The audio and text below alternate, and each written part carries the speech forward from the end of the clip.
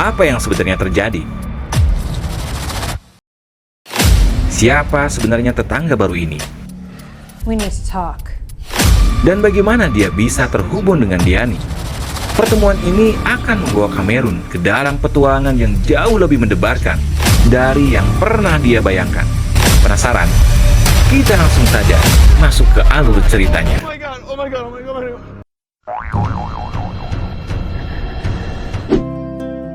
Kisah ini dimulai dengan Cameron, seorang pemuda introvert berusia 20 tahun yang menjalani liburan kuliahnya dengan penuh kebosanan.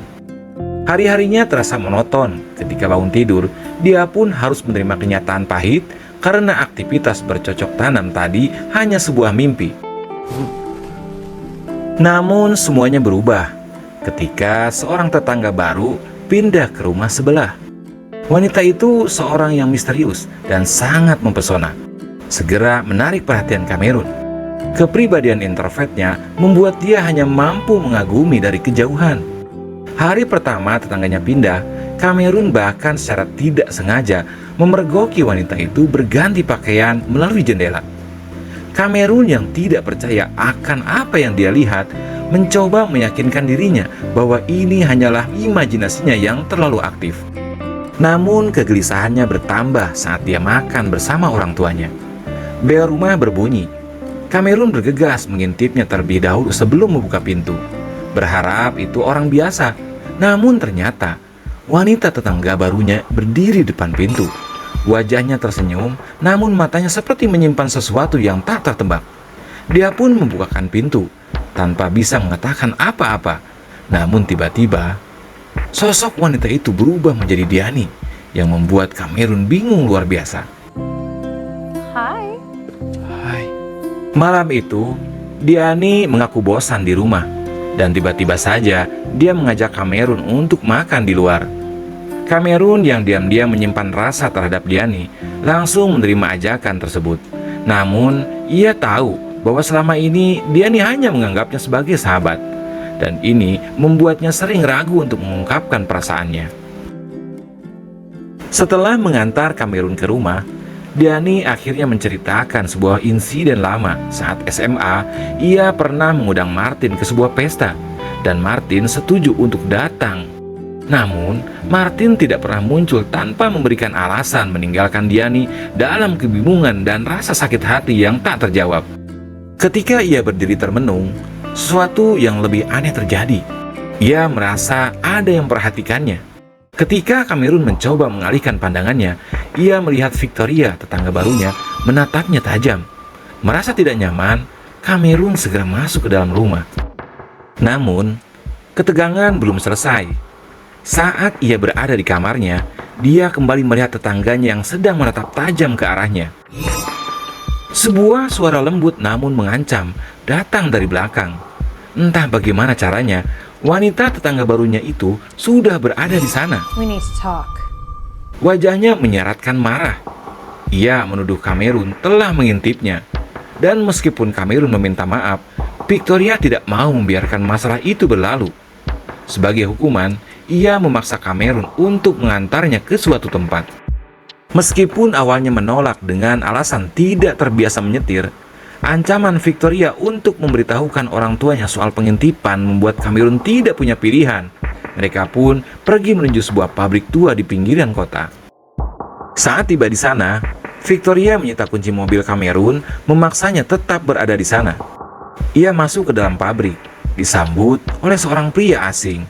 Cameron yang mengintip dari dalam mobil mengira Victoria mungkin adalah wanita panggilan. Namun, ketakutannya berubah menjadi kengerian ketika pria itu muncul kembali dengan luka parah di sekujur tubuhnya, berteriak minta tolong. Sebelum Cameron bisa bereaksi, Victoria keluar dalam wujud aslinya vampir, dengan mata berkilau dan taring yang tajam. Ia dengan dingin menghisap darah pria itu hingga tak bernyawa.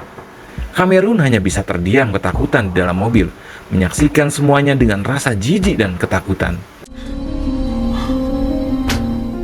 Dalam perjalanan pulang, Cameron mempertanyakan apa yang baru saja terjadi. Tetapi Victoria hanya tersenyum licik. Dengan nada mengancam, ia memperingatkan bahwa Kamerun harus mematuhi setiap perintahnya, atau hal serupa bisa terjadi padanya. Sebelum pergi, Victoria bahkan mencium Kamerun, meninggalkan jejak ancaman yang menggantung pesan untuk dirinya. Malam harinya, Kamerun kembali mengantar Victoria ke suatu tempat. Lagi-lagi, ia menyaksikan kejadian mengerikan ketika seorang jatuh dari lantai atas dan meninggalkan noda darah di mobilnya. Namun, Victoria tetap santai dan menikmati sisa-sisa darah di mulutnya. And know why I'm here? You want to talk about it? Setelah pulang, di kamar, Kamerun dikejutkan dengan kemunculan Victoria secara tiba-tiba berada di sampingnya. Victoria mengungkapkan bahwa ia adalah vampir berusia 247 tahun yang memburu kelompok vampir yang membunuh kekasihnya pada tahun 1980. Karena kematian kekasihnya itu, Victoria memutuskan memburu semua anggota dari kelompok tersebut sebagai bentuk pembalasan. Mendengar kalau dua korban kemarin bukan manusia, Kamerun terkejut, tetapi merasa bersemangat karena merasa seperti menjadi bagian dari cerita film. Ya, memang dalam film. Namun penonton menjadi sedikit kecewa menyaksikan si bohai mantap Victoria yang pulang tanpa digarap terlebih dahulu. Saat malam tiba, Victoria menyatakan bahwa misi pembalasannya tinggal 2 vampir lagi, termasuk pelaku utama pembunuhan kekasihnya. Setelah sampai di TKP, Kamerun memutuskan ikut dalam salah satu aksinya. Karena vampir satpam itu mengeluarkan pistol, Kamerun pun mencoba membantu Victoria, sehingga dirinya dijadikan sasaran tembak sampai dia terkapar.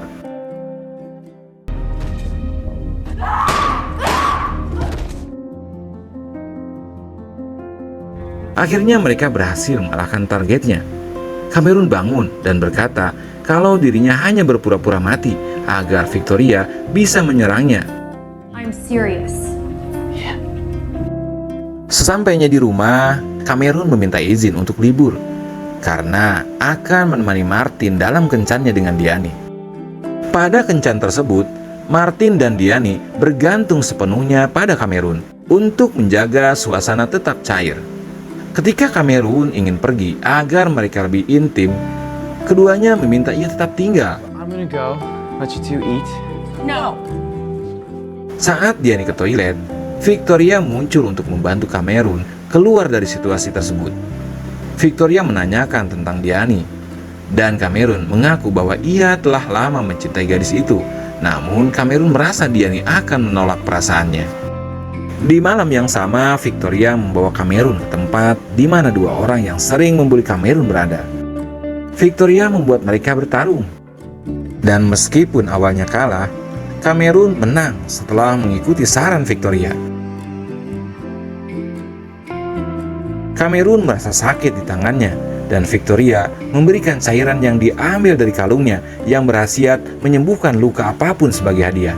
Victoria memberinya cairan penyembuh yang ternyata adalah darahnya. Cairan itu menyembuhkan Kamerun dengan cepat, tetapi memiliki efek samping, yaitu membuat rudalnya tegang terus tegang. Saat di kamar, dia mencoba mengeluarkannya sambil membayangkan tubuh Diani. Tiba-tiba Victoria muncul di sampingnya dan berbisik kalau dirinya siap menampung benih miliknya, sehingga Kamerun pun tidak bisa menolaknya. Namun lagi-lagi penonton dibuat kecewa tatkala ayahnya masuk di saat yang tidak tepat untuk menanyakan sesuatu. Hal itu membuat Kamerun menghentikan aksinya dan mengungkapkan kalau hatinya hanya milik Diani, sehingga Victoria pun kecewa karena lahan basahnya tidak jadi digarap.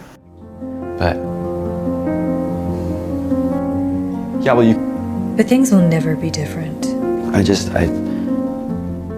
Saat jam istirahat, Kamerun curhat dengan Lisa mengenai perjodohan Martin dengan Diani. Kamerun berpikir kalau dirinya sudah terlalu jauh untuk membuat orang lain bahagia, sementara dia lupa dengan kebahagiaan dirinya sendiri. Mendengar hal itu, Lisa kembali mencoba mengajaknya ke sebuah konser nanti malam yang tanpa diduga diiyakan oleh Kamerun.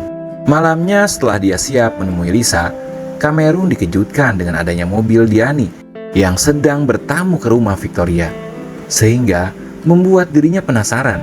Hubungan antara Kamerun, Diani, dan Victoria semakin rumit.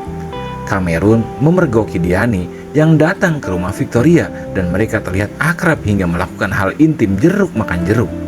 Kamerun yang terluka hati melupakan janjinya pada Lisa, rekan kerjanya, dan membuatnya kecewa. Di pagi harinya setelah Diani pulang, Victoria merasa bahagia karena rencana membuat Kamerun cemburu berhasil. Tanpa diduga, Kamerun menolak ajakan Victoria dengan tidak mau mengantarnya lagi, yang membuat Victoria marah dan mengancam akan menghabisinya. Don't try me, Cameron. Menyadari kalau masalah ini harus segera dibereskan, Kamerun memutuskan untuk benar-benar serius menjodohkan Martin dengan Diani, agar Diani tidak lagi berhubungan dengan Victoria. Agar semuanya berjalan lancar, ia pun resign dari tempat kerjanya. Setelah berada di rumah, ibu membelikan HP baru yang langsung Kamerun gunakan untuk membantu Martin saat nanti bertemu dengan Diani, yaitu dengan menggunakan earphone, dan Martin disuruh mengikuti semua ucapannya saat menjalankan rencana tersebut. Diani akhirnya luluh pada Martin karena kata-katanya yang romantis, dan kemudian Martin membawanya ke taman kota untuk mengunboxingnya. Setelah mendengar pembicaraan tersebut, tanpa diduga Kamerun cemburu dan ingin menghentikan keduanya karena perasaannya pada Diani tidak bisa lagi ditutupi. Namun setelah berada di TKP, Diani berbisik ke arah telinga Martin untuk Kamerun dengan berkata kalau Martin sudah dia dapatkan, sambil membuang earphone tersebut. Tanpa diduga ternyata Diani tidak berniat men-unboxing Martin, melainkan menggigit leher Martin. Sambil dia melihat ke arah Kamerun, dia menunjukkan kalau dirinya selama ini adalah vampir. Saat Kamerun pergi, Diani menemuinya dan menunjukkan kalau Martin masih hidup, sambil memberikan alasannya kenapa ia menggigit. Hal ini dikarenakan Martin sangat menginginkan kekuatan besar. Diani pun dengan ikhlas menularkan kemampuan vampirnya agar Martin lebih percaya diri. Kamerun yang kecewa karena selama ini Diani tidak bercerita tentang siapa dirinya yang sebenarnya, membuat Diani meminta maaf dan beralasan kalau dia takut Kamerun pergi menjauh saat mengetahui dirinya adalah seorang vampir. Di saat itulah Lenny mendengarkan pembicaraan keduanya dan menyaksikan Kamerun mencium Diani. Setelah sampai di rumah dan Kamerun berada di kamar, Victoria muncul dan mengatakan hal yang mengejutkan, kalau ternyata Diani adalah buronan vampirnya yang terakhir. Dengan kata lain, Diani adalah pelaku utama pembunuh kekasihnya. Karena kedekatan Diani dengan Kamerun menyebabkan Victoria sengaja mendekatinya agar Diani terpancing sehingga mudah dieksekusi. Dan benar saja, dengan kemampuan vampirnya, Diani datang setelahnya merasakan kalau Kamerun dalam keadaan bahaya. Di saat itu, Lenny yang masih mengikuti muncul dan mengancam akan beritahu semua warga kalau Diani adalah seorang vampir. Tanpa pikir panjang, Diani yang emosi pun langsung menggigitnya dan kemudian masuk ke dalam rumah Kamerun. Victoria pun tak pakai lama, langsung menyerang Diani menggunakan pedang khusus, tanpa mau mendengar apa yang akan Diani katakan sebagai bentuk pembalasan terhadap kekasihnya. Sehingga pertarungan sengit pun terjadi di sana. Saat Victoria terpojok, Diani menceritakan kejadian sebenarnya kalau pembunuh kekasihnya bukanlah dirinya. Bahkan sebaliknya, Diani berniat untuk membantu kekasih Victoria, sehingga dirinya harus dibuang oleh kelompoknya. I don't know what just happened, but Blood lovers. Saat semuanya hendak pergi meninggalkan kota itu, termasuk juga meninggalkan Kamerun untuk selama-lamanya, Diani menciumnya untuk terakhir kali dan mengucapkan selamat tinggal. Namun sebelum mereka berangkat, Lenny yang juga ikut karena sudah menjadi vampir, dia pun menyerahkan jabatannya sebagai manajer toko es krim kepada Kamerun dan meminta bekerja sama dengan Lisa. Film pun berakhir. Tamat.